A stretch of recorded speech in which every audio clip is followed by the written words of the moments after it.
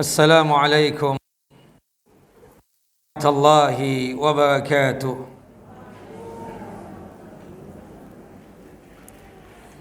Innal hamdalillah nahmaduhu wa nasta'inu wa nastaghfiruh wa na'udzu billahi min syururi anfusina wa min sayyiati a'malina.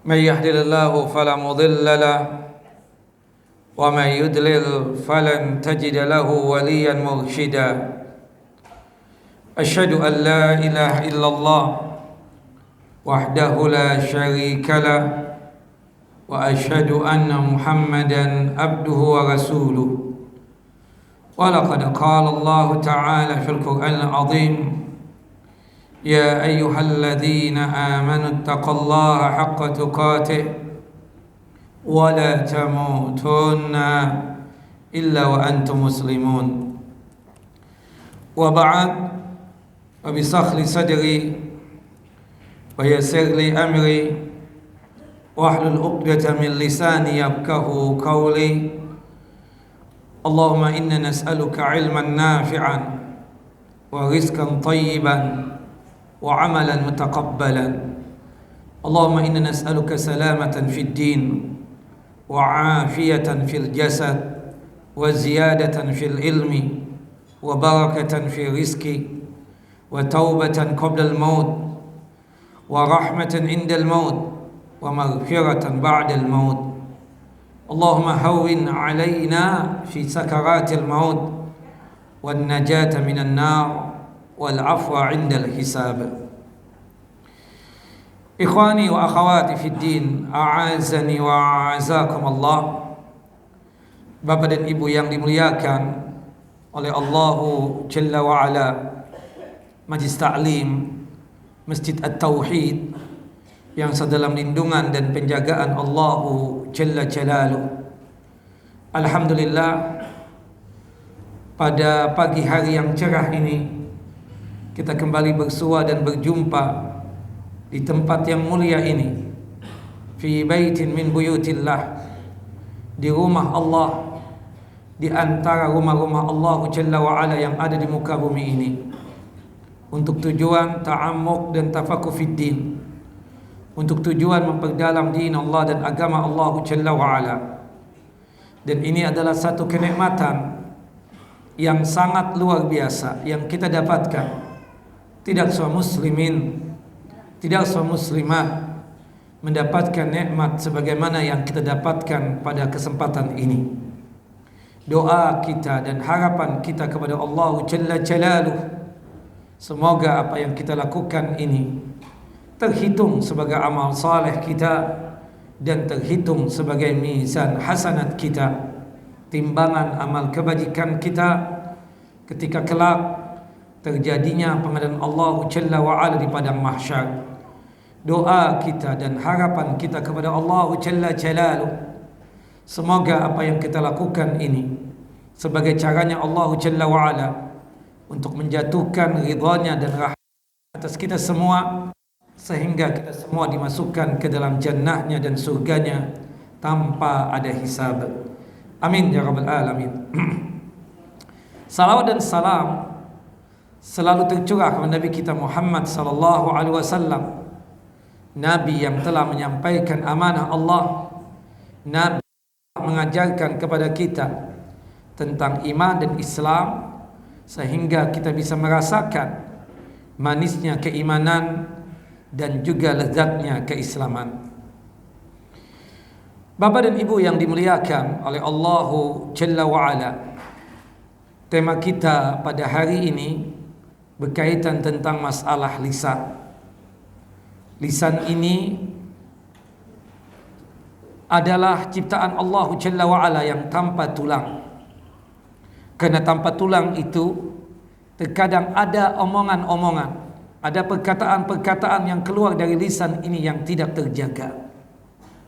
Makanya dalam satu hadis yang sahih, hadis dari sahabat yang mulia Abu Hurairah radhiyallahu anhu, hadis yang dikeluarkan oleh Imam Bukhari dan juga oleh Imam Muslim, qala Rasulullah sallallahu alaihi wasallam, Rasulullah sallallahu alaihi wasallam bersabda, "Man kana yu'minu billahi wal yawmil akhir falyaqul khairan aw liyasmut."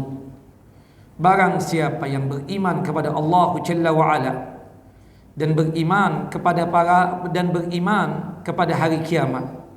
Artinya kalau kita yakin kepada Allah Jalla wa Ala sebagai Rabb kita, sebagai Tuhan kita, dan kita yakin adanya hari kiamat. Hari kiamat itu adalah hari pembalasan. Maka hendaknya dia berkata-kata yang baik. Kalau tidak sanggup berkata-kata yang baik, maka lebih bagus dia tersebut diam. Kenapa sampai Allah Jalla wa Ala mengaitkan tentang masalah lisan ini dengan keimanan kita kepada Allah dan keimanan kita kepada hari kiamat? Karena terkadang di antara kita ini tidak terjaga lisannya, dan kebanyakan manusia ini terjatuh ke dalam siksa api neraka, tersungkur ke dalam neraka jahanam. Itu kebanyakannya tidak lain dikarenakan masalah lisan. Mungkin satu ucapan, mungkin satu kata, mungkin satu kalimat sebagaimana yang disebutkan di dalam satu hadis sahih. Makanya pernah ada seorang sahabat Nabi namanya Uqbah bin Amir radhiyallahu an, semoga Allah Jalla wa Ala meridai beliau. Qala, berkata dan bertanya, "Ya Rasulullah, man najah?" Wahai Rasulullah, keselamatan itu apa? Keselamatan itu apa ya Rasulullah? Aku pingin selamat, duniaku selamat, akhiratku selamat. Qala Rasulullah SAW, "Amsik alaika lisanak wal yasa'ka baituka wabki ala khati'atika." Jagalah lisanmu, hendaknya rumahmu membuatmu merasa lapang, artinya betah untuk tinggal di rumah, dan menangislah karena dosa-dosamu. Subhanallah, yang pertama berkaitan dengan lisan. Lisan tidak bertulang. Hati-hati, kebanyakan manusia itu tersungkur ke dalam neraka jahanam karena ulah lisannya. Subhanallah, sebagaimana yang kita ceritakan tadi pagi ya di Masjid As-Sunnah, ada seorang wanita yang subhanallah penampilannya sepertinya qanitah banget, sangat bertakwa. Penampilannya sangat salehah banget. Penampilan seseorang yang sangat mumpuni dengan keilmuan dan keagamaannya.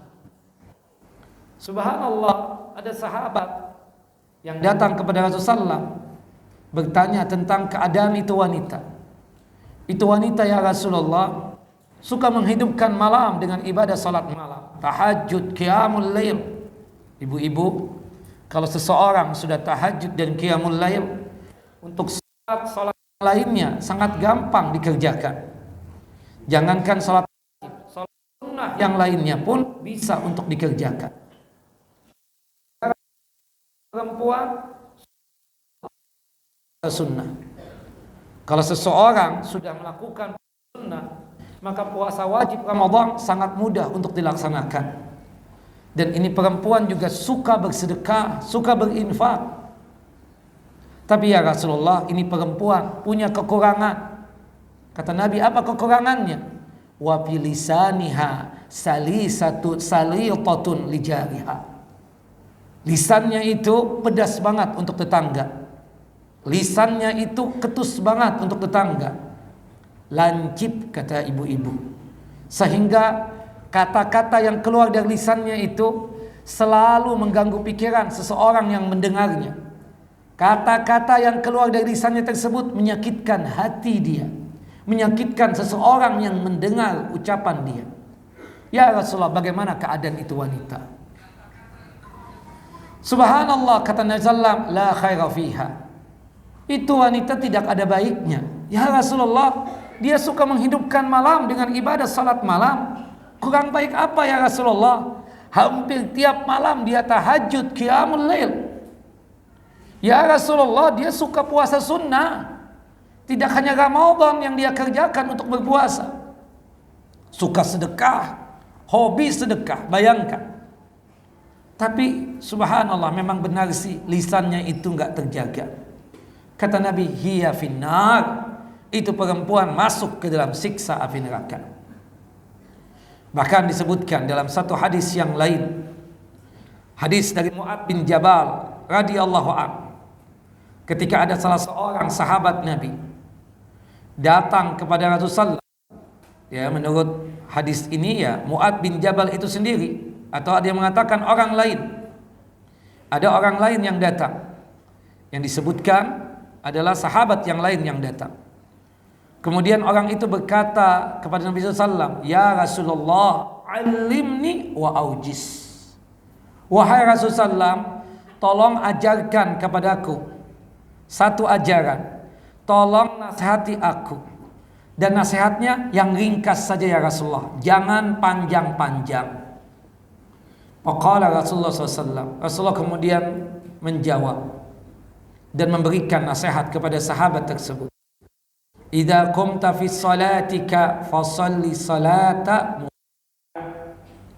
Apabila Anda melaksanakan salat, mendirikan salat, maka anggaplah salat itu salat yang terakhir buat Anda. Salatlah sebagaimana orang yang hendak berpisah. Kenapa Rasulullah mengatakan seperti itu? Bapak, Ibu, sangat mudah untuk menarik kekhusyuan dalam salat tersebut. Sangat mudah untuk menghadirkan hati kita dan qalbu kita kepada Allah Jalla wa'ala ketika kita melaksanakan ibadah salat yang sering disebut dengan salat khusyuk.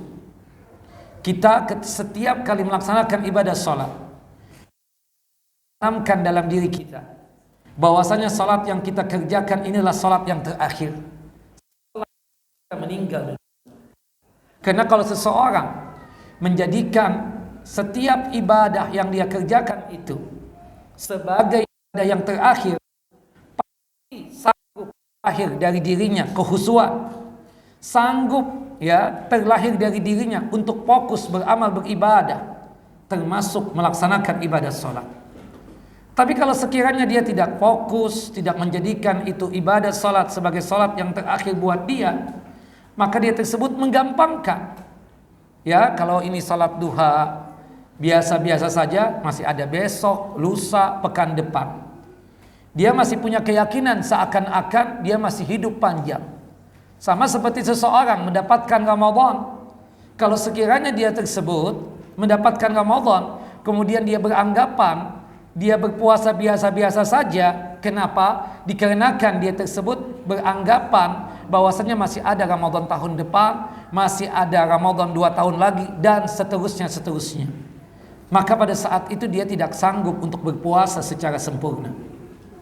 Maka oleh sebab itu, Bapak dan Ibu yang dimuliakan oleh Allah Jalla wa'ala, jika kita ingin salat kita khusyuk, sanggup untuk menghadirkan hati kita untuk Allah Jalla wa'ala, cobalah kita melaksanakan ibadah salat sebagaimana salatnya seseorang yang hendak berpisah dengan salat tersebut. Kemudian nasihat yang kedua, wala takallam bikalamin ta'tadiru minhu. Janganlah kamu mengatakan satu perkataan yang akan membuatmu harus meminta maaf di hari kemudian. Subhanallah. Terkadang di antara kita ini lisan ini enggak terjaga, lancip banget. Segala sesuatu dikomentari, segala sesuatu ada omongannya, segala sesuatu ada pendapatnya. Cobalah sekarang ini kita betul-betul menjaga lisan kita sebagaimana yang dilakukan oleh sahabat yang mulia Abu Bakar As-Siddiq ketika memberikan nasihat kepada sahabat-sahabatnya dan kepada ya asisten-asistennya, memegang lidah ini, jaga lisan ini. Kenapa? Karena akibat lisan ini kita bisa masuk surga. Tapi kebanyakan orang yang tidak menjaga lisan, ujung-ujungnya adalah apa? Penyesalan. Puncaknya adalah masuk ke dalam neraka. Kita kadang tidak tahu permasalahan, berani untuk berkomentar. Kita terkadang tidak tahu persoalan, berani untuk berpendapat. Kita kadang tidak paham tentang ilmunya, kita berani juga untuk berfatwa. Subhanallah, hati-hati. Jangan sampai ucapan yang kita ucapkan, meskipun sepatah kata, meskipun satu kalimat, yang ujung-ujungnya nanti di akhirat kelak atau di kemudian hari akan meminta maaf. Maka jangan mudah untuk berkomentar tentang yang kita tidak ketahui, apalagi berkomentar tentang orang lain. Bapak Ibu, mulai dari sekarang ini kita ini memiliki dua ilmu. Ilmu yang pertama adalah ilmu suka mengurusi diri sendiri. Kalau orang suka mengurusi diri sendiri dan mengurusi aibnya, maka pada saat itu dia lebih sibuk dengan urusan dirinya, tidak menyibukkan diri dengan urusan orang lain. Karena kalau dia sibuk dengan urusan orang lain, pasti dia mudah berkomentar, pasti dia mudah gibah, pasti dia tersebut mudah gosip. Dan kemudian ilmu yang kedua, cobalah kita itu memiliki ilmu yang sifatnya tersebut ilmu ada batasan.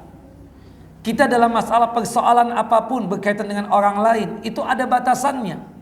Tidak bisa kita tersebut terlalu dalam masuk kepada urusannya, apalagi urusan keluarganya, apalagi urusan rumah tangganya, karena itu bisa berbahaya buat diri kita. Nah, maka oleh sebab itu Rasulullah mengatakan, janganlah kalian berbicara satu pembicaraan kecuali kalian itu paham apa yang dimaksudkan dari pembicaraan tadi. Jangan sampai mengucapkan satu ucapan yang ujung-ujungnya nanti menyesal di kemudian hari. Subhanallah, Bapak, Ibu, kalau kita ingin selamat, dunia kita selamat, akhirat kita selamat, jaga lisan. Jaga lisan. Nah, subhanallah, antum tahu Luqmanul Hakim. Luqmanul Hakim, ada yang berpendapat dia tersebut adalah seorang nabi. Yang jelas sepakatnya ulama, Luqmanul Hakim adalah seorang abid, seorang alim, seorang yang alim sekaligus ahli ibadah, seorang yang saleh, hamba yang saleh. Beliau itu adalah budak atau hamba sahaya. Kemudian beliau keluar dari kampung halamannya untuk berikhtiar dan berusaha.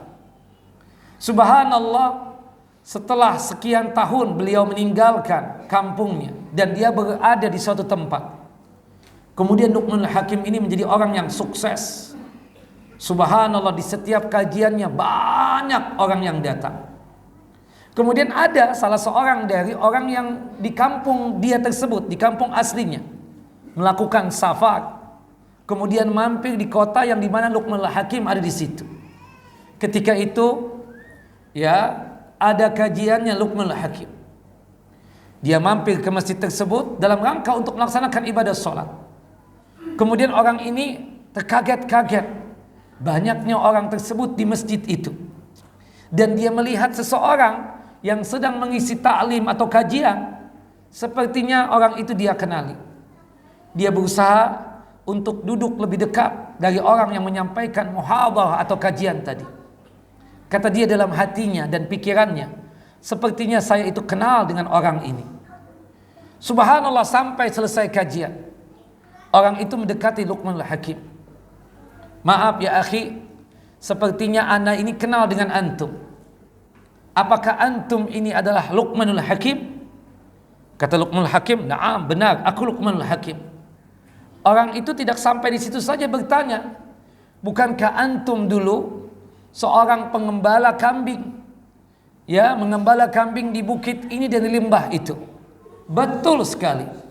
"Bukankah antum itu dari kampung ini?" "Benar sekali, itu aku, itu anak." Sudah.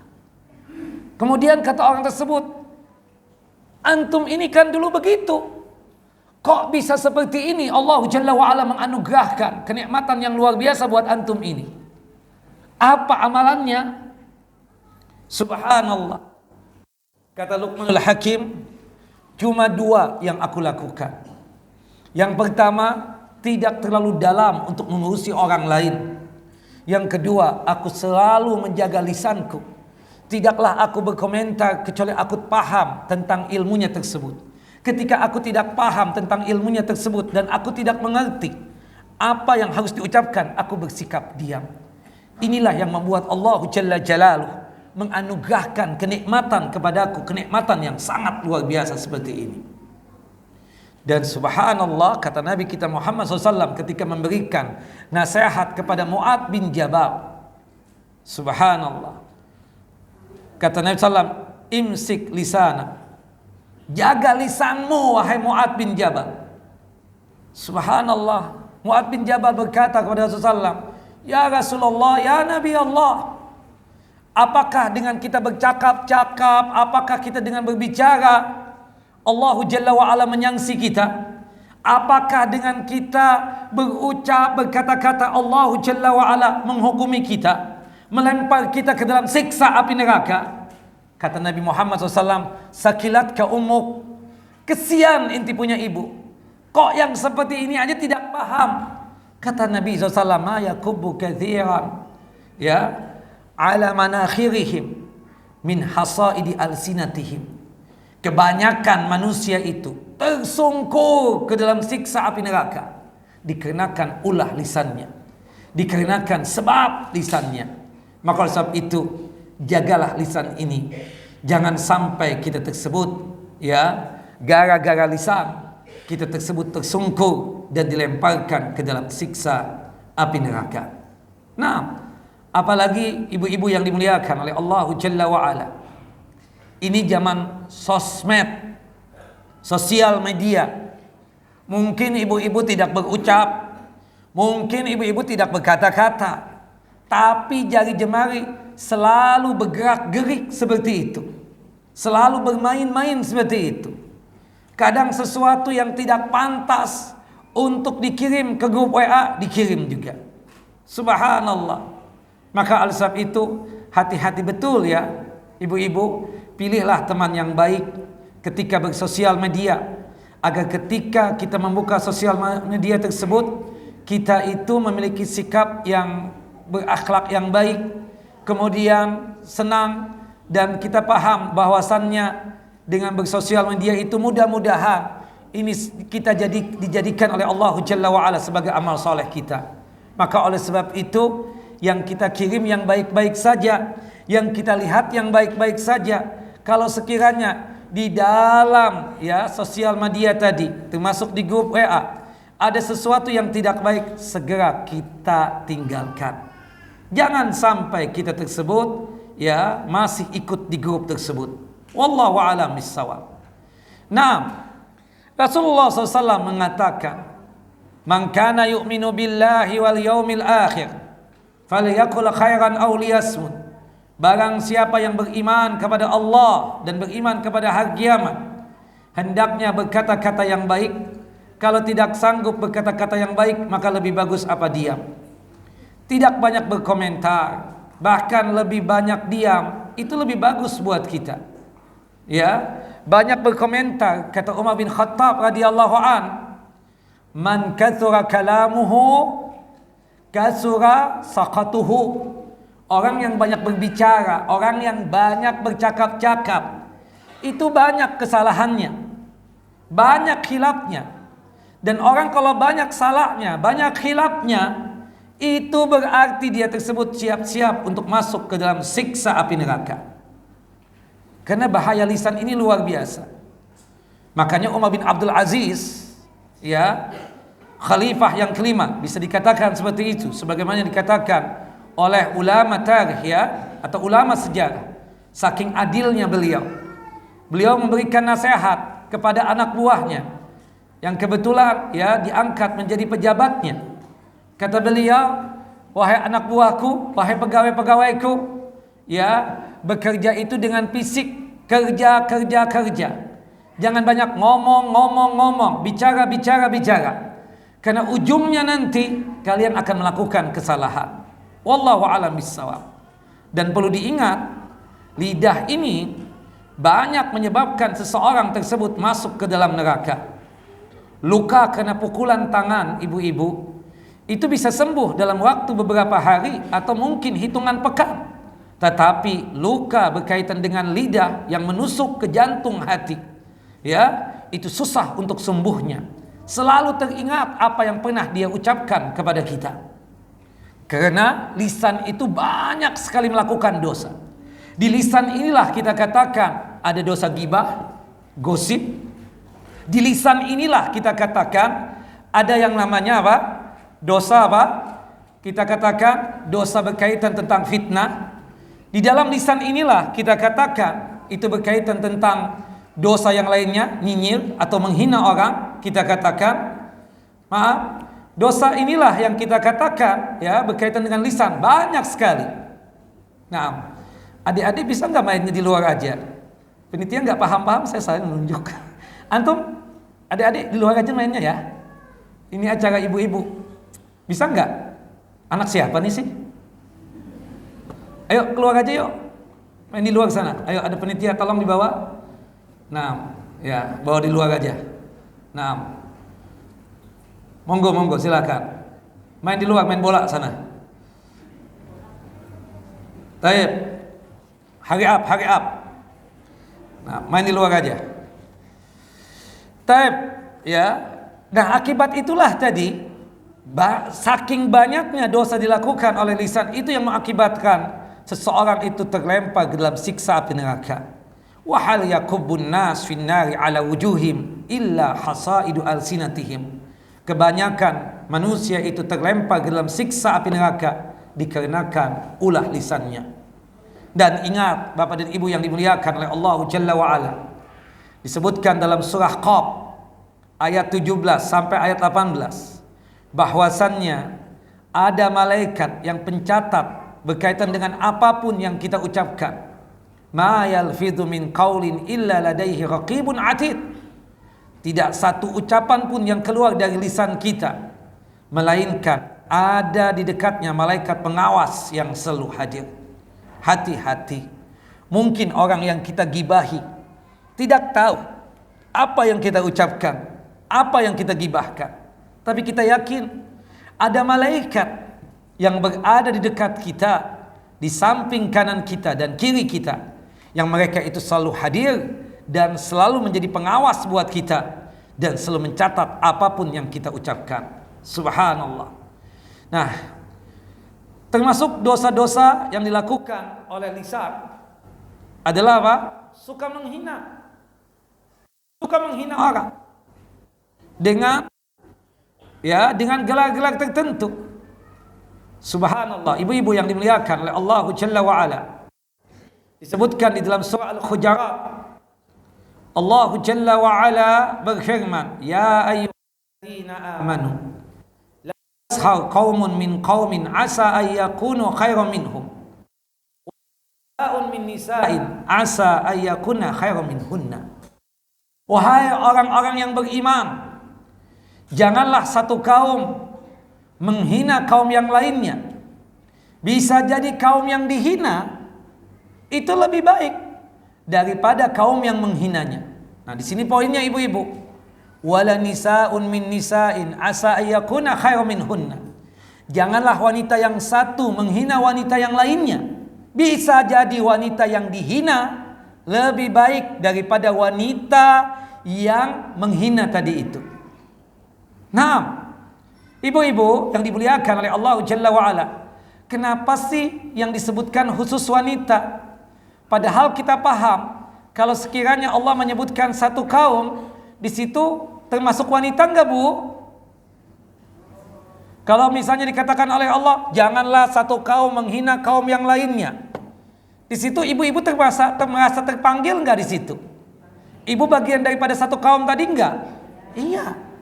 Tapi kenapa, Bu, kok Allah menyebutkan secara khusus tentang wanita? Kenapa, Bu? Karena madhab menghina ini adalah madhabnya wanita. Itu Allah yang mengatakan. Suami ini paham apa tentang kejadian-kejadian yang di luar itu? Informasi-informasi itu datang dari mana? Dari ibu-ibu. Subhanallah. Ya, ketika terjadi sesuatu hal misalnya, anggaplah kita katakan, ya, terjadi kekacauan di tetangga, ya, sebelah rumah kita.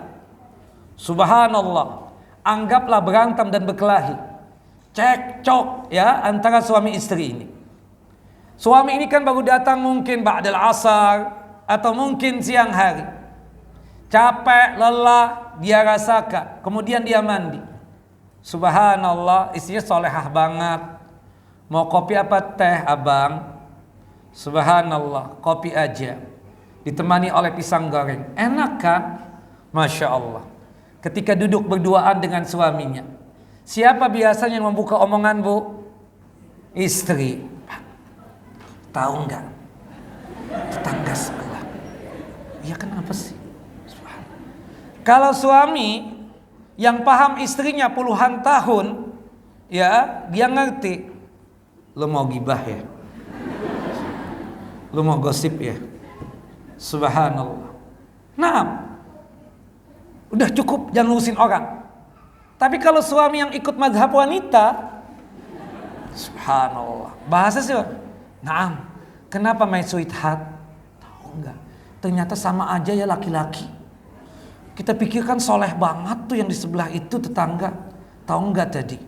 Ya, sebelum zuhur tepatnya jam 11 lewat 5 menit datang 2 perempuan. Yang pertama, perempuan tersebut bawa anak 5. Kemudian yang kedua bawa anak 3. Pakai bawa binduk lagi. Subhanallah. Yang kedua bawa pedang lagi. Kenapa emang? Dia mau, subhanallah, mau melakukan sesuatu yang tidak pantas. Ribut besar tadi. Sampai-sampai RT RW memanggil pihak yang berwajib. Kenapa? Ternyata dia tersebut ya menipu perempuan yang sekarang yang tinggal di rumah ini. Yaitu apa? Ini istri yang ketiga ternyata. Ternyata sebelumnya dia menikah dan seterusnya. Lalu suami kan enggak. Rame banget tadi. Itu kalau disinetron kan luar biasa. Subhanallah. Iya kan? Enggak sadar gibah, enggak sadar menghina orang. Bukan begitu? Bukan begitu, Bu? Ibu-ibu misalnya. Subhanallah. Biasanya kan kalau sudah legend begini, Bu, sudah tua begini, suami itu kan jarang nemani ibu untuk datang ke kawinan. Bukan begitu, Bu? Kan banyak yang legend kan, Bu, tua-tua. Subhanallah. Nah, biasanya ke kawinan dengan siapa? Dengan besti-bestinya, dengan teman-temannya. Subhanallah, nyeting mobil sendirilah anggap. Nah, mulai itu ada pembicaraan. Emang Pulana dapat siapa sih? Tuh, bahasanya ibu-ibu. Kesian deh. Kenapa? Ya Allah. Kan anak perempuannya kan cantik, tinggi semampai, kulit putih bersih. Tahu enggak dapatnya om-om? Apa bahasanya om-om sini? Amang. Amang-amang. Bukan amang-amang lagi. Salah, bukan amang. Ato. Sudah botak, hitam pekat lagi. Mulai kan seperti itu. Allahu Akbar. Lisan tuh, Bu, lisan. Allahu Akbar. Urusan apa dengan ibu-ibu kok komentar seperti itu? Urusan apa ibu komentari suaminya orang? Mungkin itu perempuan senang yang botak-botak. Mungkin itu perempuan senang yang hitam-hitam. Subhanallah, kalau ada sinar matahari kan langsung subhanallah. Apalagi kulitnya itu hitam mekalik, langsung subhanallah bersinar. Kita nggak tahu. Allahu Akbar. Itu baru tuh komentar, ya kan? Belum lagi kalau misalnya pas sudah di gedung kawinan. Subhanallah, antri lama. Makanan habis. Komentar lagi nggak ibu-ibu? Komentar lagi, ya Allah, kelihatannya aja tajir, kelihatannya aja kaya. Makanan pakai habis lagi. Padahal kita sudah siap-siap nggak makan dari rumah. La haula wala quwata illa billah. Nah, bukan, subhanallah. Nah, itu kejadiannya dan itu realitanya. Kadang nggak malu loh dengan pakaian ibu-ibu ini. Subhanallah, jilbab aja masya Allah panjang, kelelawar lagi jilbabnya. Ada varian khimar, apalagi sudah.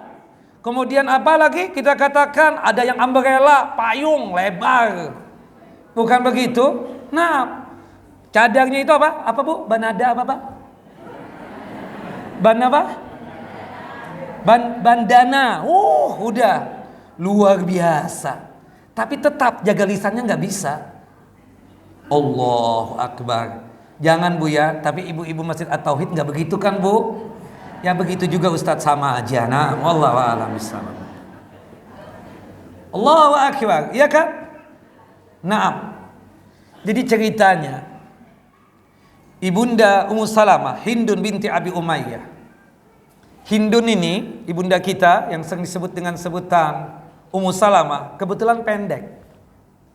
Ibunda Aisyah itu tinggi semampai, kulit putih bersih, dan satu-satunya perawan yang dinikah oleh Nabi SAW. Karena kita tahu semua istri Nabi itu apa? Janda. Walhasil namanya istri itu kan ingin berbuat baik dengan suaminya. Subhanallah, kita katakan Ibunda Aisyah itu ada perasaan yang gak enak ketika Rasulullah meminta izin untuk datang ke rumah siapa? Ibunda siapa? Ummu Salamah. Ibunda Aisyah mengatakan, ya Rasulullah, ala yakfini? Gak cukup aku ya Rasulullah? Bukankah dia itu Ummu Salamah? Hakada? Maksudnya apa? Pendek. Subhanallah. Kata Rasulullah marah, ittaqillah, bertakwalah engkau wahai Aisyah. Tahu enggak, satu kalimat yang engkau ucapkan tadi, kalau dimasukkan ke air laut atau ke lautan, itu bisa mempengaruhi air lautan seluruhnya. Hati-hati, jangan suka berkomentar. Allahu akbar. Nah, subhanallah, suka menghina, luar biasa. Nah, berkaitan dengan makanan nih, ibu-ibu ini kan ahli makan dan ahli dalam masalah penilaian. Subhanallah. Pokoknya nih ibu-ibu, makanan yang paling enak tuh di tempat ini. Loh, kalau yang di sini sih nggak ada. Tahu nggak? Kalau dari masjid Darut Tauhid itu makanannya enak-enak semua. Subhanallah. Dari kue pepek, kemudian talamnya ada yang kuning, ada talam hijau, kemudian kue cucur, kemudian ada empek-empek juga. Kalau yang di sana nggak enak, bau ikannya bau. Itu kenapa sih pakai wajahnya begitu ya? Kenapa harus begitu? Kan bilang apa adanya gitu loh. Subhanallah. Ini mimik wajah itu, subhanallah. Meskipun dia mengatakan satu kata, tapi subhanallah kelihatan banget nggak demennya gitu loh. Allahu akbar. Itu juga masuk bagian dari bahaya lisan, Bu. Seperti itu loh. Hati-hati, akibat itu apa? Manusia bisa terlempar ke dalam siksa api neraka. Belum lagi dosa yang lain selain menghina apa? Gosip, wala yaktab ba'dukum ba'dha. Bukan begitu? Janganlah satu kaum tadi itu menggosipi kaum yang lainnya. Nah, gosip ini, Bu, juga madhab wanita. Allah kok yang menyebutkan kan? Seperti itu. Nah, dan itu laki-laki mulai ikut loh madhab wanita ini, Bu, gosip. Pengajian 1,5 jam, gosip bisa 3 jam 5 jam. Habis kajian Ustadz Azhar nanti jam 10:30 kan selesai. Mampir dulu ya ke rumah aku, ada makanan banyak banget. Oh, ada rujak nggak? Ada. Ada kue cucur nggak? Ada. Subhanallah. Talam-talam ada dua-duanya. Talam kuning, talam hijau ada. Kemudian roti Maryam ada, Ummu Ali ada. Masya Allah. Oke, mampir. Sekalian kita ada sesuatu, ada info. Ini ya A1. Apaan? Sudah. Ini tentang Ustadz. Apaan? Udah, Mas, nanti ke rumah dulu deh. Allahu akbar, la haula wala quwata illa billah. Mulai tuh. Apa sih gosipnya hari ini? Ini tahu nggak? Yang benar.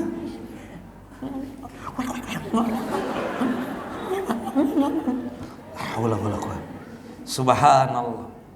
Nah, cerita itu kan dapat. Subhanallah. Pulang dong. Aku tadi dari rumah fulanah loh. Kalau suami yang baik, gosip ya di situ ya.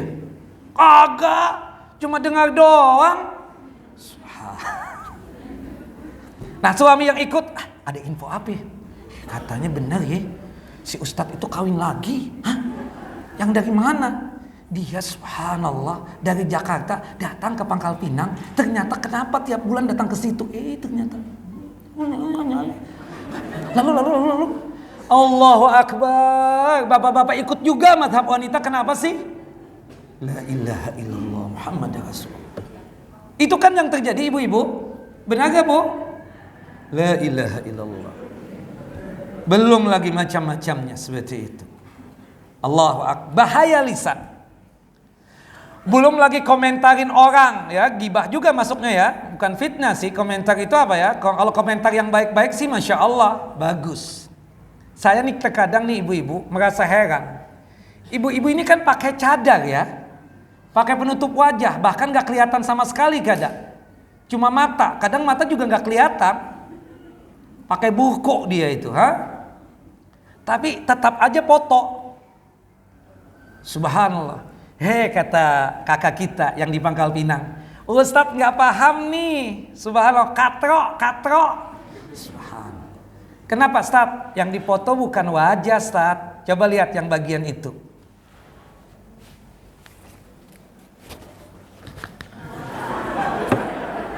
Subhanallah. Oh tasnya, oh iya benar. Dilihat kan? Nah ibu-ibu tuh subhanallah, lihat perhatiin. Saya pikir buka apa misalnya, sesuatu hal. Masya Allah ya, foto juga tuh. Iya. Enggak sih, yang dipoto bukan berkaitan dengan wajah, enggak kelihatan, pakai cadar. Enggak paham. Nih, ternyata si itu punya juga tas itu ya. Tas apa? Subhanallah. LV. Subhanallah. LV apa? Coba lihat tuh. Belum lagi kan? Ya Allah, kadang kita nih nggak enak hati loh foto lagi.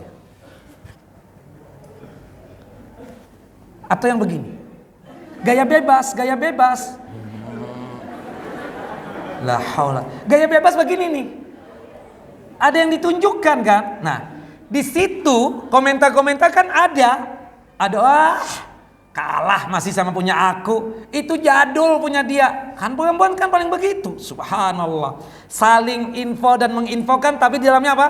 Ada komentar. Yang komentar ujung-ujungnya apa? Gosip. Ujung-ujungnya ada penghinaan terhadap orang lain. Na'udzubillah min dzalik. Nah ini yang harus kita jaga. Jangan sampai kita seperti itu. Wallahu a'lam bishawab. Dan ibu-ibu perlu tahu ya. Subhanallah. Siapapun kita ya, jangan sampai kita tersebut melakukan hal yang seperti itu. Nah, suka komentar, suka berkaitan dengan masalah sesuatu yang sifatnya bukan urusan kita. Terkadang ada orang-orang yang memang Allahu Akbar, nggak ajib tuh kalau misalnya berbicara itu kalau nggak mengomentari sesuatu hal. Nah itu yang diingatkan oleh Nabi kita Muhammad Sallallahu Alaihi Wasallam. Nah, tapi kan Ustaz, terkadang nih kita harus perlu menyampaikan. Kita ini memang jaga lisan sudah Ustaz. Tapi bukankah ada gibah yang dibolehkan? Bukankah ada komentar yang dibolehkan? Kita katakan benar. Secara umum kita katakan aslinya gibah itu apa? Tidak boleh. Tetapi ada memang gibah-gibah yang dibolehkan. Apa ya gibah-gibah yang dibolehkan itu? Subhanallah. Yang pertama, sebagaimana yang dinukilkan oleh Al-Imam An-Nawawi rahimahullah rahmatan wasi'ah, kata beliau, i'lam anna al-ghibah tubahu li gharadin sahihin syar'iyyin la yumkinul wusul ilaihi illa biha wa huwa sittatu abwabin. Ketahuilah sesungguhnya ghibah itu ada yang dibolehkan jika tujuannya sahih, jika tujuannya benar secara syar'i. Tidak mungkin kita mendapatkan sesuatu yang diinginkan tadi kecuali dengan cara gibah tadi. Yaitu ada berapa yang boleh? Ada 6 hal. Yang pertama, tadhallum. Kita dizalimi. Kita apa? Dizalimi. Subhanallah. Kita kalau dizalimi, tanah kita diambil misalnya. Ketika datang kepada pihak yang berwajib, kepada Pak Polisi. Pak Polisi, saya dizalimi Pak. Ya, tanah saya diambil. Pak Polisi kan nanya, siapa yang menzalimi Pak? Pak, saya takut gibah Pak. Gak mungkin, inisial aja ya. Ya Allah, gimana diproses? Bukan begitu. Pasti speak up nggak? Pasti ngomong nggak? Ngomonglah si fulan bin fulan, boleh digibahi. Seperti itu. Wallahu a'lam bissawab. Nah, kalau kita terzalimi. Yang kedua, al-isti'anatu ala taghyiril munkar wa raddul ma'asi ila sawab. Boleh ya ghibah tujuannya untuk meminta pertolongan, untuk merubah kemungkaran, dan juga untuk menghilangkan kemaksiatan agar mereka berada di jalan yang benar. Subhanallah. Seperti misalnya di kampung kita ada orang yang suka mabuk, dan kalau mabuk suka mengganggu kita dan mengganggu orang sekitar. Akhirnya kita laporkan kepada pihak yang berwajib. Mau tidak mau kita harus ngomong, Pak, di sini daerah sini kampung ini terjadi ini. Ada yang mabuk, ada yang judi online dan seterusnya. Kita ngomong karena tujuannya untuk apa? Meminta pertolongan agar pihak yang berwajib tersebut ya menghancurkan kemungkaran tadi atau menghilangkan kemaksiatan yang ada di tempat itu. Seperti misalnya saya melihat salah satu anak bapak merokok. Kalau saya yang langsung menegur, gak mungkin nih. Kenapa? Bisa jadi dia melawan kita. Kita bilang, Pak, anak antum si Fulan bin Fulan. Benar. Minta maaf nih Pak sebelumnya. Anak tadi melihat dia sama teman-temannya merokok. Tolonglah jangan sampai dia bergaul lagi seperti itu. Lah kenapa Ustaz gak negur langsung? Ana khawatir kalau ana menegur langsung antum gak terima, atau bisa jadi anak itu melawan ana. Tapi kalau antum yang menegur langsung, insya Allah aman. Nah tujuan kita untuk gibahin tuh anak kepada orang tuanya agar orang tuanya merubah kemungkarannya dan menghilangkan kemaksiatan yang ada pada orang tersebut. Allah. Yang ketiga, gibah yang dibolehkan itu al-istifta, meminta fatwa. Ya, macam-macam ya. Nah, itu biasanya ibu-ibu curhat tuh tentang masalah rumah tangga. Minta fatwa dong sama Ustaz. Ustaz gimana Ustaz ya? Suaminya begini. Dalilnya apa Ustaz boleh begitu? Padahal kan aib keluarga. Nah, ceritanya Hindun binti Harbin, dia punya suami siapa namanya? Abu Sofyan. Kata Hindun kepada Rasulullah SAW, ya Rasulullah, inna Aba Sofyan sahihun bakhilun. Abu Sufyan itu bakhil, kikir, medit. Dia mengasih nafkah kepadaku dan kepada aku dan kepada anak-anakku enggak cukup. Aku datang kepada antum ya Rasulullah, boleh enggak mengambil hartanya Abu Sufyan tanpa sepengetahuan dia? Kata Nabi, khudhi ma yakfiki wa waladaki. Silahkan ambil tanpa sepengetahuan dia, asal dengan catatan ya mencukupi buat dirimu dan anakmu, jangan lebih daripada itu. Nah ini kan minta fatwa. Ibu yang punya suami yang bakhil, yang kikir, medit, subhanallah ya, ibu sudah buatin kopi, di dalamnya ada obat tidur, subhanallah, udah diracik betul, tidur tuh suami, subhanallah. Sudah tahu dong ya angka ATM-nya suami, subhanallah. Ketika suami udah tidur, diambillah kartu ATM, langsung ke ATM, kemudian transfer. Nah, ibu boleh begitu kalau suaminya memang apa? Bakhil. Tapi jangan banyak juga, secukupnya sesuai dengan kebutuhan kita dan anak kita. Jika suaminya bakhil, jelas Bu? Jelas nggak? Tapi suami ibu baik nggak Bu? Soleh nggak? Cukup kan? Nggak cukup katanya. Cukup. Ya cukup lah. Kalau nggak dicukup-cukupin. Tuh Pak, dengar Pak, sudah saya sampaikan itu. Berarti istri Bapak nggak mengambil. Seperti kita kerja buat apa sih? Buat siapa sih? Kawin lagi nggak bisa, buat siapa Pak? Buat lah. Dan anak kita. Sebaik-baiknya sedekah itu buat siapa Pak? Bukan ibu yang jawab, bapak-bapak, supaya dia sadar diri. Pak, sedekah yang paling itu buat siapa Pak? Kok bapak nggak ngomong? Kayaknya bakhil banget. Buat siapa pak?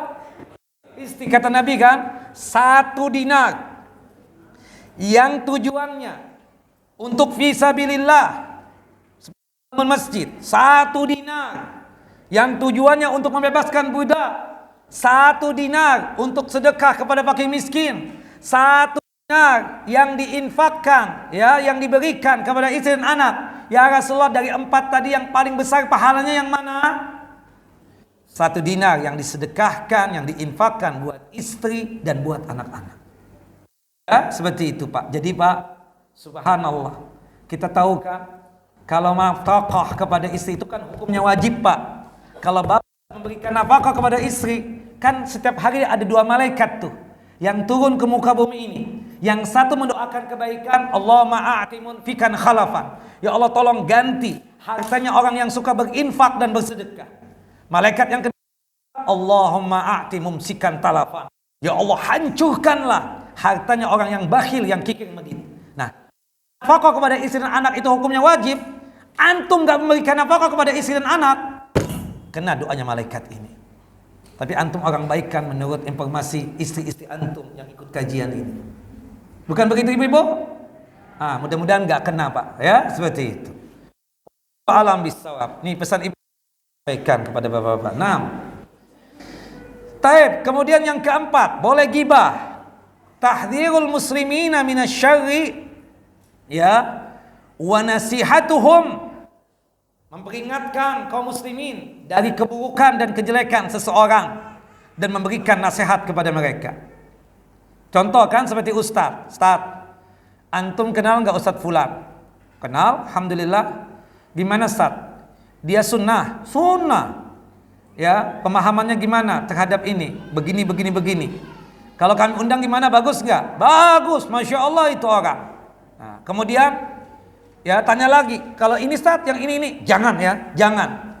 Kenapa Ustaz? Syiah dia itu, Khawarij dia itu, dan seterusnya. Gibah nggak kita itu Pak? Gibah nggak ibu itu?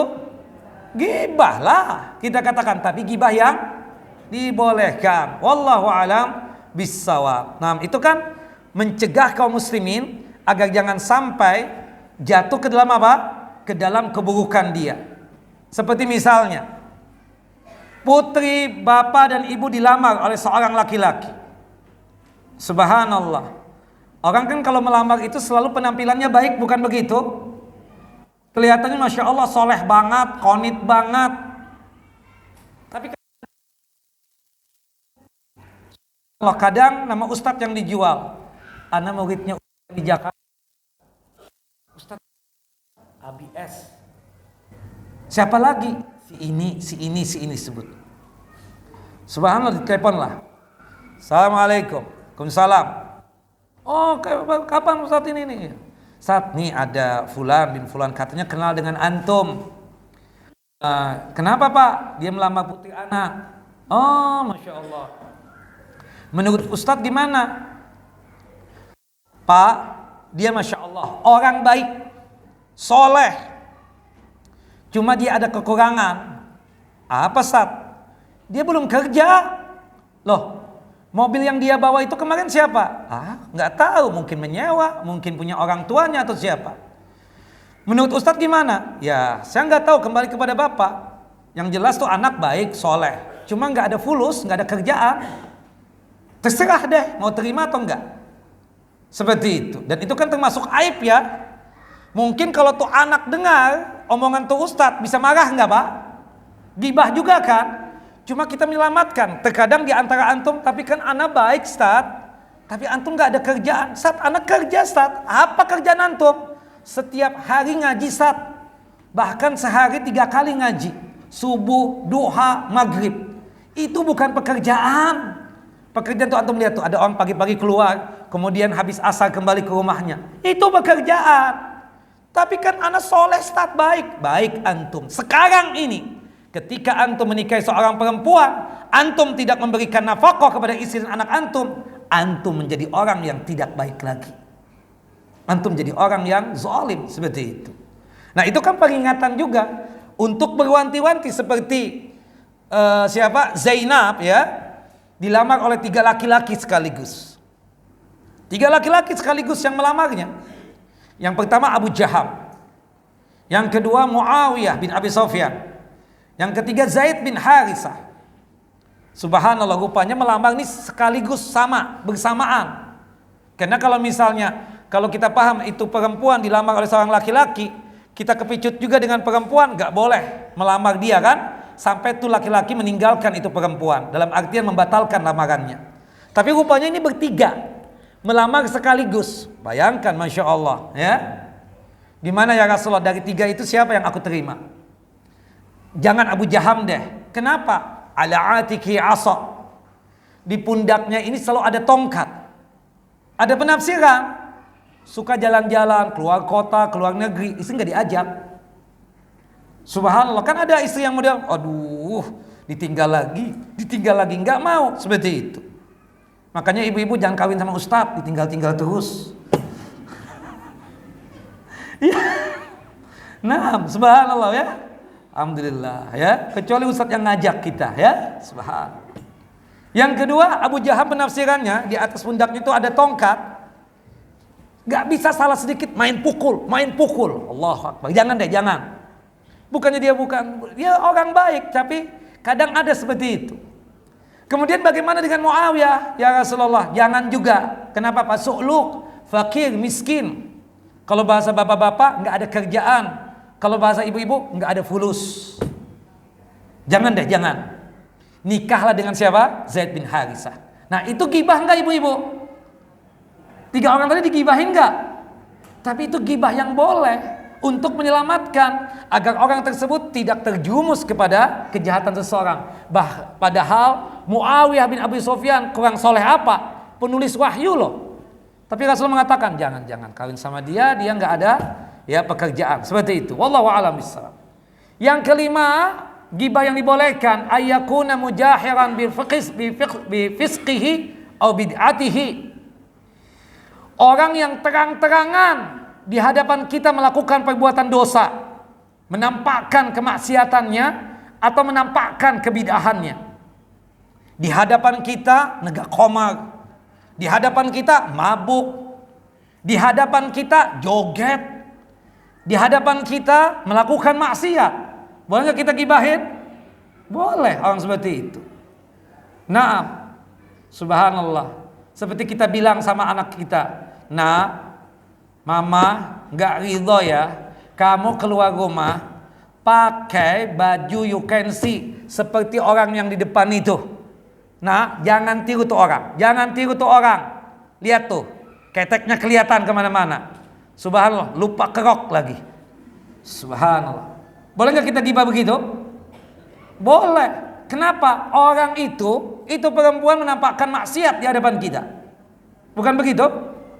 Nah, atau misalnya, jangan tiru ya tante itu. Kenapa? Lisannya lancip banget. Subhanallah. Allahu Akbar. Kadang suka komentar. Kita kan nggak ini. Kita bilang sama, tante itu jangan itu. Kenapa? Coba lihat. Ketemu mama aja ngomong, subhanallah sangat menyakitkan. Lancip banget. Dibilang, endut, senendut. Allahu Akbar. Jangan tiru ya. Mama memang gendut, tapi kan jangan ngomong begitu juga. Jangan contoh ya tante itu. Subhanallah.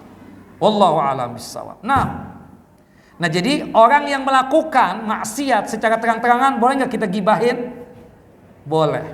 Yang terakhir at-ta'rif, untuk pendefinisian seseorang. Saya kan orang asing ya, datang dari Jakarta ke Pangkal Pinang ini. Subhanallah. Saya cari si Fulan, teman saya. Ternyata nama si Fulan banyak banget. Sat, yang mana Sat ya? Si ini, ayahnya ini, ibunya ini. Gak tahu Sat. Aduh. Maaf Pak. Nih. Yang kakinya pincang. Si itu pincang. Ini di sini rumahnya. Boleh gak kita begitu? Boleh. Sat. Aku punya tante di sini, ya, si Fulana, suaminya namanya si ini. Aku pingin ke sana ke rumah tanteku itu. Aku nggak tahu rumahnya di mana. Sudah lama lost kontak. Subhanallah. Kata umiku, dia tinggal di sini sekarang. Yang mana Sat ya? Ada dia suka ikut kajian. Kajian di mana? Di As-Sunnah ikut, di Masjid At-Tauhid ikut. Yang mana ya? Coba tanyain deh sama ibu-ibu. Info sama ibu-ibu. Kenal nggak sama fulana ini? Banyak nama fulana. Ustaz, ibu-ibu juga bingung tuh. Maaf nih, aku sebut. Yang big size ada nggak di situ? Itu tanteku. Gibah nggak bu? Gibah nggak bu? Kita bilang big size tadi itu. Nah, tapi untuk ta'rif definisi seseorang agar kita bisa ketemu dengan si fulan itu, maka tidak mengapa yang demikian. Wallahu a'lam bissawab. Jelas ibu-ibu? Masya Allah. Allahumma shayyiban nafi'a. Hari ketiga baru hujan. Tapi ibu yang dimuliakan oleh Allah Jalla wa'ala. Maka oleh sebab itu hati-hati ya dosa ghibah ini, dan ini bahaya lisan yang sangat luar biasa. Subhanallah, dikatakan oleh apa? Oleh para ulama, la ghibata fis salas. Ya. Subhanallah. Dikatakan oleh para ulama dalam masalah ini tidak ada ghibah ya. Subhanallah. Yang pertama, imamun jair, kepada penguasa yang zalim, ya, maka boleh untuk digibahin. Kemudian wafasik mu'lin, seorang fasik yang mengiklankan kefasikannya. Yang ketiga, wasahibu bid'atin, ya, pelaku bid'ah yang menampakkan kebidahannya, boleh untuk apa? Digibahin juga. Wallahu alam bissawab. Nah, Bapak dan Ibu yang dimuliakan oleh Allah Jalla wa ala, bagaimana cara bertaubat ya dari bahaya lisan ini? Termasuk dosa ghibah, dosa menghina orang dan seterusnya. Subhanallah, berkaitan dengan ghibah. Bapak atau ibu selalu setiap hari menggibahin seseorang. Para ulama dalam masalah taubat daripada ghibah ini ada 3 pendapat. Ada 3 pendapat. Yang pertama, ada yang mengatakan bahwasannya kalau kita pernah menggibahin seseorang, maka kita harus datang kepada orang tersebut dan meminta maaf kepada dia. Baru dosa ghibah kita diampuni dan dimaafkan oleh Allah Jalla wa ala. Subhanallah. Pendapat yang kedua mengatakan, ya, tidak perlu datang kepada dia sebagai wujud taubat kepada Allah Jalla wa ala dikarenakan melakukan dosa ghibah. Cukup bagi dia untuk datang ke tempat-tempat yang dimana pada saat itu dia suka menggibahin si fulan. Ya, dulu pernah datang ke Masjid At-Tauhid menggibahin si fulan. Antum kembali lagi ke Masjid At-Tauhid, ceritakan kepada orang-orang yang ada di Masjid At-Tauhid tersebut bahwasanya si fulan itu orang baik. Kita sebutkan kebaikan-kebaikannya sebagai wujud taubat kita kepada Allah Jalla wa'ala dikarenakan kita pernah menggibahin seseorang tersebut, dan sebagai wujud maaf kita kepada orang yang pernah kita gibahin tadi itu. Nah, kemudian ada pendapat yang ketiga, ya, dosa ghibah itu baru diampuni, ya, mengumpulkan 2 pendapat tadi. Jika sekiranya orang yang kita gibahin tadi tersebut adalah orang yang mudah memaafkan, maka kita datang kepada dia untuk meminta maaf karena dulu pernah menggibahin dia. Tapi kalau sekiranya kedatangan kita kepada dia mengakibatkan permasalahan semakin meruncing dan semakin menjadi, maka kita tidak perlu untuk datang kepada dia. Cukup kita menceritakan kebaikan-kebaikan yang ada pada orang tersebut. Nah, inilah yang berkaitan dengan apa? Kita katakan taubatnya seseorang dari ghibah. Pendapat yang benar, wallahu a'lam bishawab, adalah pendapat yang ketiga. Adalah pendapat apa? Yang ketiga. Cukup kita katakan bahwasannya kita nggak perlu datang karena kekhawatiran kita. Bisa jadi orang yang kita gibahin tersebut nggak tahu kita ini menggibahin. Kalau kita datang kepada dia dan menginfokan pernah ghibah kepada dia, ujung-ujungnya bukan masalah itu hilang, malah apa? Tambah masalah.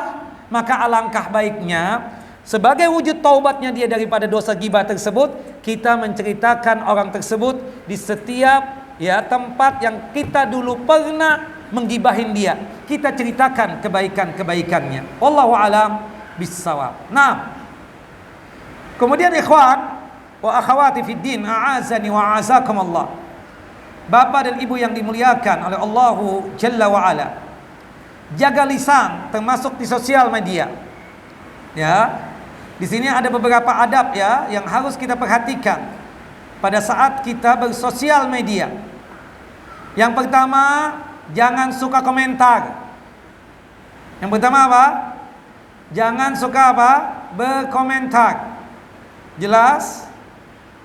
Yang kedua, jangan memposting sesuatu kecuali dia sudah paham kebenarannya, kecuali kalau dia mengerti. Kalau sekiranya dia memposting itu adalah sesuatu kebaikan untuk orang-orang yang ada di grup tersebut, dan kalau toh dia memposting itu tidak menimbulkan fitnah, itu adabnya. Nah, kemudian yang ketiga, ya, lebih banyak bersikap diam, apalagi kalau dia tersebut tidak mengerti ilmunya.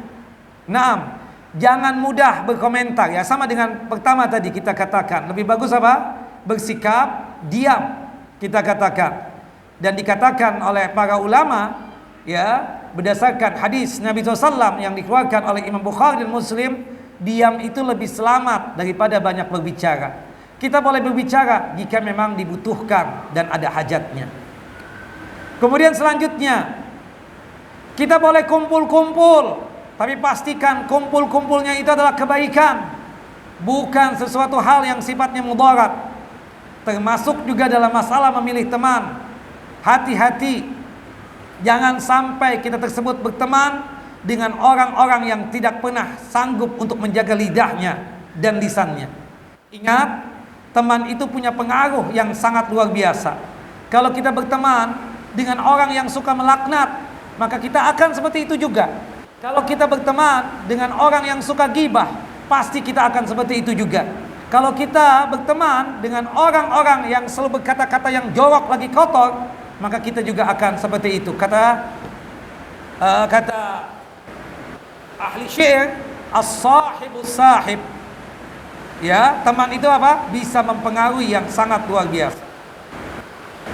Kemudian yang terakhir, ikhwan wa akhwati fiddin, azani wa azakumullah, ya, untuk mencegah diri kita agar jangan sampai mengatakan kata-kata yang gak bagus atau dosa, sibukkan lisan kita ini dengan kebaikan. Apa itu? Baca Al-Quran, zikir pagi dan petang, banyak beristighfar. Kalau toh kita berbicara, pembicaraan yang mendatangkan pahala. Sibukkan lisan kita dengan apa? Dengan kebaikan. Wallahu a'lam bissawab.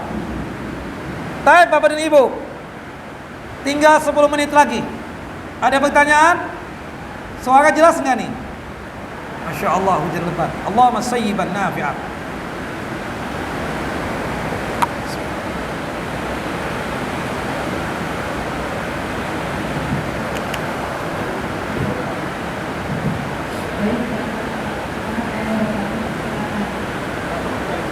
Gak kedengaran Ibu. Bismillah. Assalamualaikum warahmatullahi wabarakatuh. Assalamualaikum warahmatullahi wabarakatuh. Semoga Ustaz dan keluarga selalu sehat dan dalam lindungan Allah Subhanahu wa taala. Amin ya rabbal alamin. Apa Ustaz izin bertanya, bagaimana cara hati ini selalu istiqomah menjaga lisan pada suami dan anak-anak? Terkadang hati ini masih ada sifat egonya yang muncul walaupun sudah berusaha untuk menjaga lisan, terutama ketika kita mengingatkan dalam perkara akhirat. Karena ada sangat takut berhadap pada suami. Mohon nasihatnya Ustaz. Wassalamualaikum warahmatullahi wabarakatuh. Jazakallahu khairan wa barakallahu fiik Ustaz. Wa iyyaki. Barakallahu fiik Ibu. Masya Allah. Seorang istri yang baik, yang salehah, tentunya dia tersebut adalah seorang istri yang selalu menghormati suaminya dan selalu memuliakan suaminya. Setiap kali bertutur kata untuk suaminya, dia memilih kata-kata yang indah, kata-kata yang menyenangkan buat suaminya. Setiap kali dia bersikap untuk menyikapi sikap suami yang salah, dia tersebut mensikapi dengan cara yang elegan. yang tidak menyinggung perasaan suami dan qalbu suami. Nah, cuma terkadang ibu-ibu, ketika suami itu melakukan khilaf dan salah, apalagi melakukan perbuatan dosa, sikap ibu bukan mendiamkan, tapi menegur dengan cara yang baik, dengan kosakata yang pantas, dengan kosakata yang tidak menyinggung perasaan dia.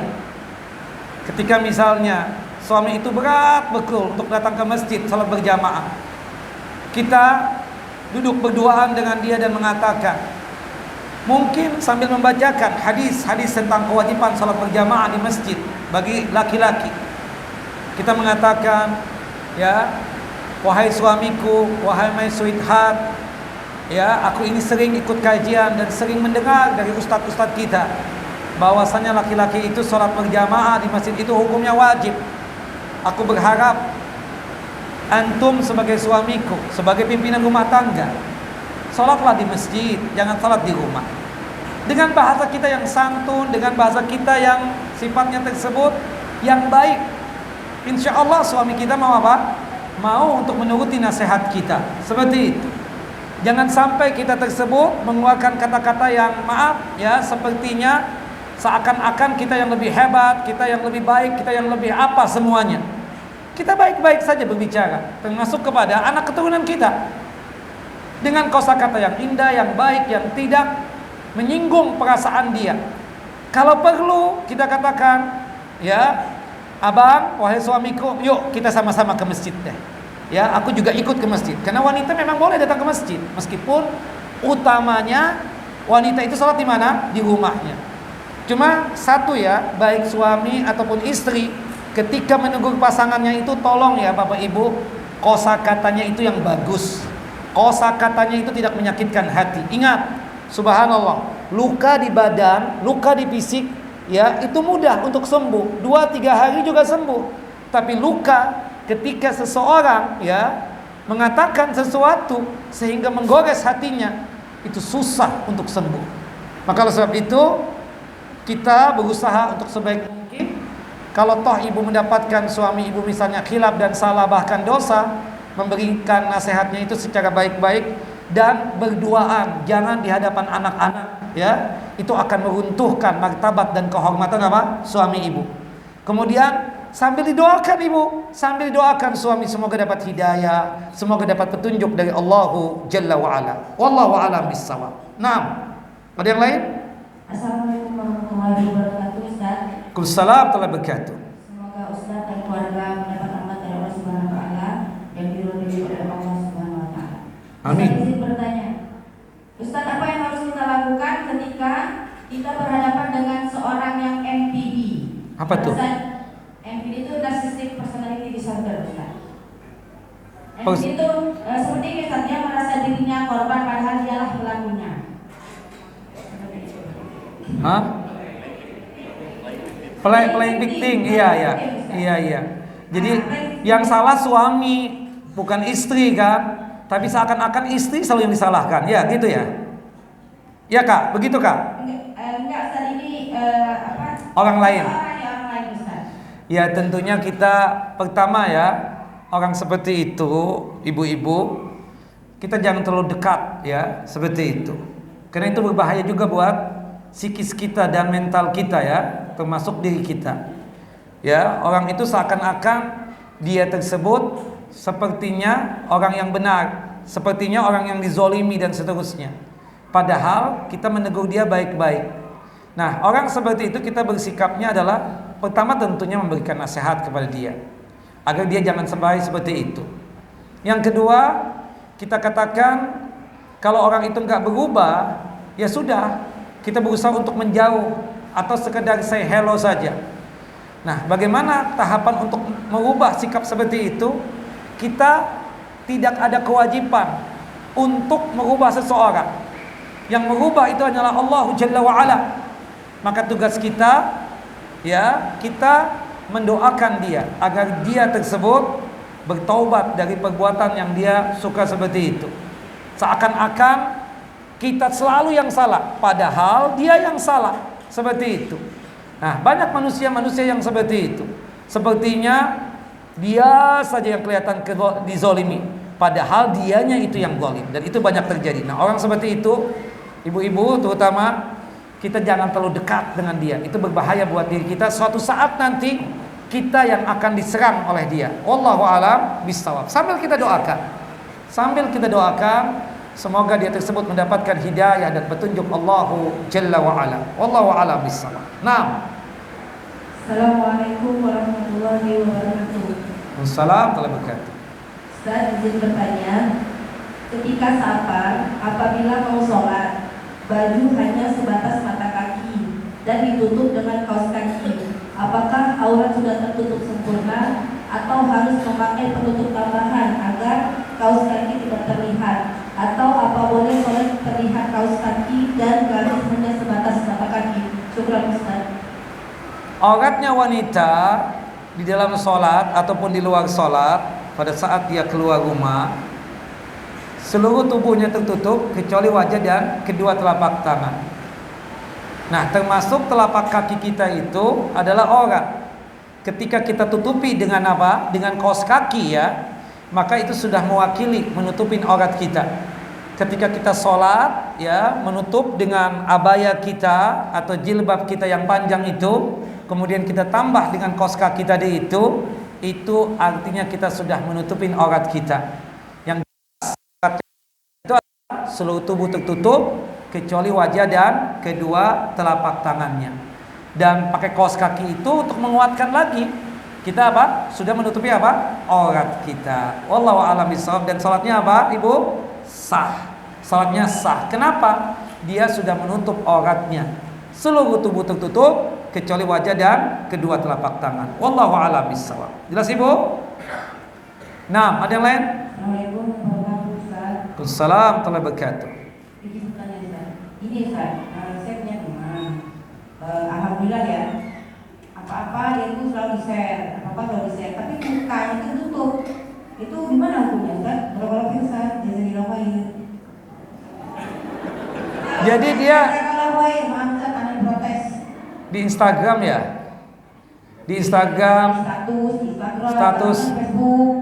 Ya, pakai cadar Bu ya, maksudnya. Cadar, mata suaminya itu tutup, mata anaknya tutup. Iya. Itu kan gak menunjukkan kesempurnaan. Begini ya ibu-ibu, kita lebih bagus siapapun kita, baik laki ataupun perempuan, kalau misalnya kita itu menjaga diri kita, terutama bagi orang-orang yang hasut melihat keadaan kita. Karena ada sebagian orang itu yang punya hobi, dimanapun dia berada selalu apa? Di-share. Sampai kalau dia tersebut ya berada di depan kamar mandi pun dia foto. Subhanallah, saya sedang berada di depan ini.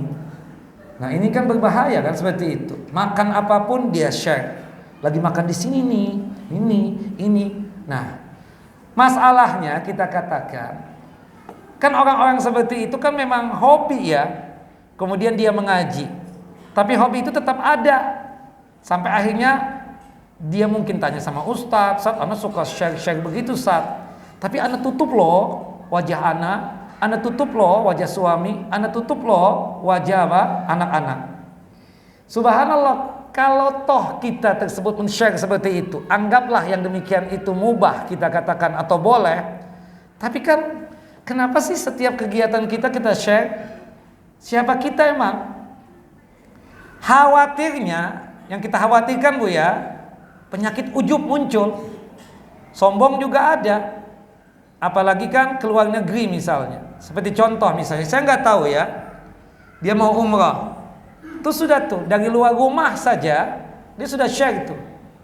Apalagi bikin video pendek misalnya. Alhamdulillah nih berkat nikmat dari Allah berangkat juga umrah ya. Subhanallah. Ayo ayo anak-anak baca doa dulu, doa keluar rumah. Bismillahirrahmanirrahim. Wala haula wala quwata illa billah. Teng kirim ke grup kan? Atau mungkin foto kemudian ditaruh di statusnya dia, kan seperti itu. Nah, subhanallah, sampai dia ke airport kemudian ketemu Ustadz disuruh komen juga, Ustadz gimana Ustadz? Ya, berkaitan dengan ini, alhamdulillah ini. Subhanallah, dikirim juga. Alhamdulillah nih kita bersama Ustadz ini. Atau dibikin status dan seterusnya. Nah, orang yang seperti itu, Bu, tujuannya untuk apa? Kita komen kan? Coba ada orang tuh yang kirim ke grup misalnya videonya atau mungkin berkaitan dengan statusnya. Ada orang-orang yang menunggu komentar. Kok sepi banget sih nggak ada komentar? Ka'bah, foto. Hal seperti itu tolong ya Bapak Ibu dikurangi. Jangan terlalu berlebihan. Hati-hati, apalagi kita perempuan. Apalagi kita perempuan yang muda ya. Khawatirnya wajah kita itu banyak laki-laki yang menikmatinya nanti. Seperti itu.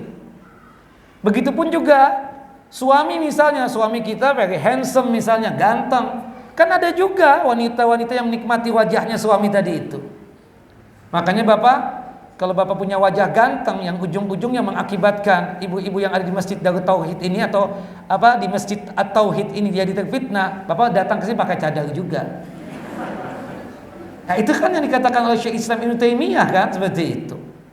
Nah, alhamdulillah wajah kita standar aja ya, seperti itu. Saya nggak bisa bayangkan misalnya wajah ustadz-ustadz kita ganteng-ganteng, handsome-handsome, putih-putih. Itu ibu-ibu yang pengajian kan? Subhanallah. Alhamdulillah standar semua wajahnya. Kalau terpengaruh juga, ustadznya disuruh pakai cadar. Karena khawatir jadi fitnah, kan seperti itu.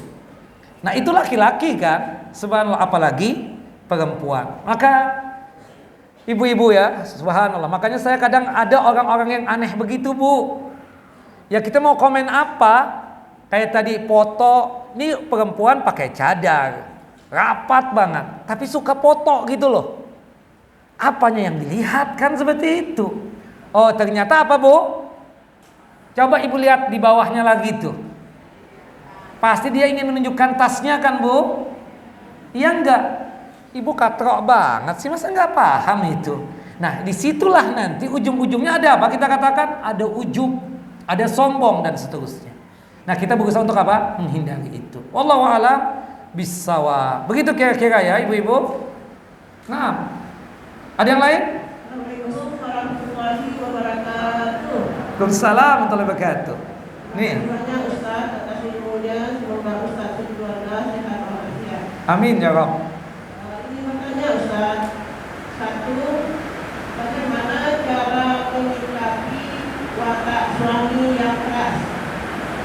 Kedua, apa hukumnya atau bolehkah mencuri uang suami kita gunakan untuk kebutuhan rumah tangga atau untuk bersedekah?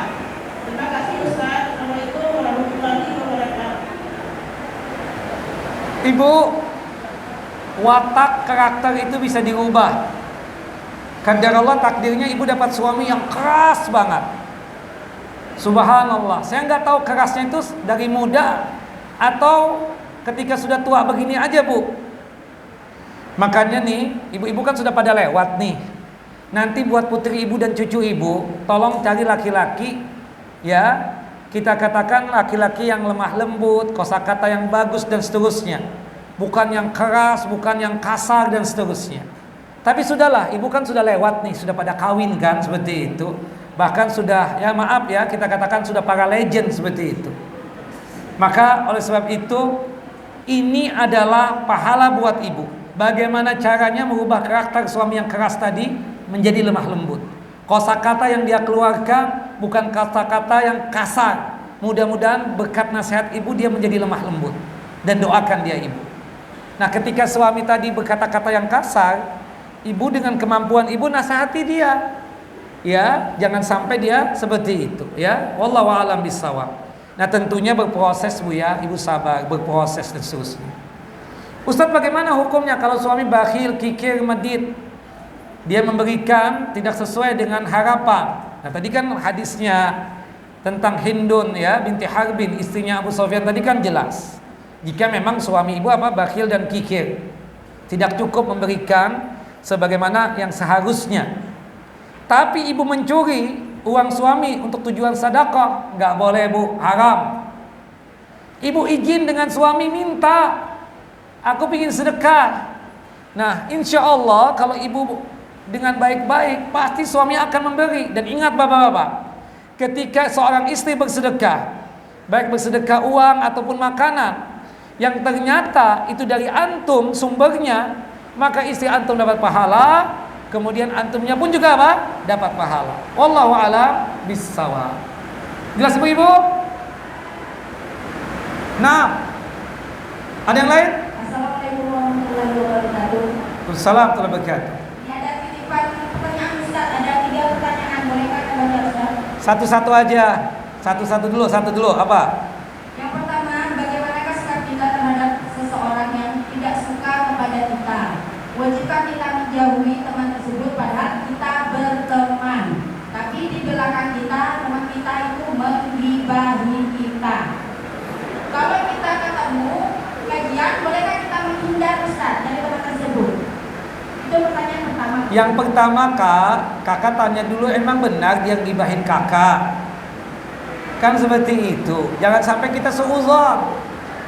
Memang kakak dapat info dari mana? Jangan-jangan yang menginfokan ke kakak itu ingin mengadu domba kakak dengan teman kakak tadi itu. Maka hendaknya kita apa? Tabayun dulu.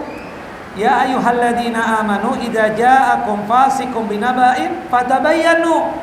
Wahai orang yang beriman, apabila seseorang yang fasik datang membawa berita, tolong tabayyun, tasabut, konfirmasi dulu, benar enggak dia gibahin kita. Nah, alangkah baiknya kakak konfirmasi aja dengan dia. Maaf ukhti, benar enggak kak, aku mendapatkan informasi anti itu suka menggibahin aku, menggosipin aku, benar enggak itu? Nah, jelas kak? Jangan langsung dijauhin. Jangan-jangan ada orang yang memang gak senang kita bermuamalah dan bergaul dengan dia. Jelas kak? Maka kita tabayun dulu. Kalau memang benar dia menggibahin kita nasehatin. Kita apa? Nasehatin. Kalau dia tidak mau menerima nasihat kita, baru kita jaga jarak dengan dia. Jelas kak? Yang kedua kak, apa kak? Pertanyaan kedua, bagaimana bersikap terhadap suami yang tidak sholat dan selalu bohong terhadap istri, Allah. dan terkadang berkata kasar terhadap istri, Allah. selalu melakukan perbuatan dosa yang diharamkan Allah, dan dinasihati pun terkadang marah. Bagaimana Ustaz? Kakak inginnya apa dengan dia itu? Titipan pertanyaan Ustaz. Iya. Pertanyaan mungkin baru bertanya. Iya, kita ini berat banget suami begitu ya, nggak sholat, suka maksiat, suka ngibul, macam-macam ya. Kesian tuh perempuan dapat dia itu. Nah, pertama tentunya kita katakan, cobalah nasihat, ya, jangan sampai dia nggak sholat. Kemudian ajak dia ke kajian kak. Kemudian setelah itu kita katakan, kita temani dia untuk melaksanakan ibadah sholat. Mungkin dia nggak langsung ke masjid, paling tidak di rumah kita sholat berjamaah dengan dia. Nanti setelah dia kuat, nanti kita infokan lagi ilmu bahwasanya laki-laki itu wajibnya sholat 5 waktu berjamaah di masjid. Nah ini memang proses ya, ekstra sabar. Adapun hobi dia suka ngibul dan berbohong tersebut, kita nasihati juga. Ya, kenapa sih suka bohong? Kenapa sih suka ngibul dan seterusnya gitu kan? Apa sebabnya dan seterusnya. Nah, termasuk dosa-dosa yang lainnya. Ladang ibu-ibu lah untuk memberikan nasihat ya kepada itu ladang pahala ibu-ibu lah di situ. Apa tugasnya? Mendakwahi dia. Kita ajak suami yang seperti itu untuk berada di jalan Allah Jalla wa Ala. Tapi memang memerlukan waktu dan ibu-ibu ekstra sabar seperti itu. Wallahu a'lam bissawab. Jelas kak? Yang ketiga kak? Yang ketiga, apa hukumnya mendengarkan gibah orang yang tidak kita kenal dan teman terdekat kita juga digibahi? Kita hanya mendengar aja Ustaz, misalnya kan kita lagi berkumpul nih sama teman-teman, terus ada si A gibahi si B, si C, kita nggak kenal, kita hanya dengar saja tapi kita tidak ikut nimbrung gitu. Bagaimana Ustaz? Apa jawabannya ibu-ibu? Boleh nggak bu? Sudah tahu jawabannya nanya lagi. Ini pertanyaan. Jelas nggak boleh lah. Nah, kalau kita nggak bisa negur dia, kita tinggalkan majelis itu. Kalau kita mampu untuk menegur dia, mengingatkan, jaga lisan, Jangan suka gosip, gibah. Udah nenek-nenek masih aja gibah. Bau tanah, ingat nih, cium nih bau badan, tanah. Kan seperti itu. Kakak kan kelihatannya kan tegas banget nih, dari suaranya tegas banget. Mungkin kalau kakak yang ngomong bisa langsung diam tuh kak dia. Seperti itu. Nah, kalau misalnya kita nggak sanggup untuk menegurnya, kita ingkari dengan hati kita, dengan kolbu kita. Dengan cara bagaimana? Meninggalkan itu majelis. Jelas ibu-ibu? Jangan nimbrung. Aku sih nggak gibah ya. Cuma kakak ada di situ. Sama aja dosanya. Apalagi sampai ya ikut komentar juga, ikut mensetujui. Ih, benar. Sahih. Pakai bahasa Arab lagi. La haula wala quwwata illa billah. Ya, tugas kita apa? Menegur, nasihatin. Kalau kita nggak berani, karena orang itu apalah misalnya, kita tinggalkan majelis itu. Maaf ya, aku tinggal dulu ya. Assalamualaikum warahmatullahi wabarakatuh. Begitu Kak. Wallahu a'lam. Cukup ya Ibu-ibu? Barakallahu fikum, jazakumullah khairan Bapak dan Ibu. Semoga Bapak dan Ibu selalu dalam lindungan Allah Jalla wa ala. Sehat walafiat, dimudahkan dalam masalah rezeki dan nikmat, dipanjangkan umur di dalam ketaatan kepada Allah Jalla wa ala, terhindar dari musibah dan malapetaka, dan dijauhkan dari kesusahan dan kesulitan. Semoga yang ikut kajian di pagi hari ini di waktu duha di Masjid At-Tauhid ini bisa haji tahun ini. Amin ya rabbal alamin. Wa sallallahu nabiyana Muhammad wa ala ali Muhammad kama shallaita ala Ibrahim wa ala ali Ibrahim innaka Hamidum Majid.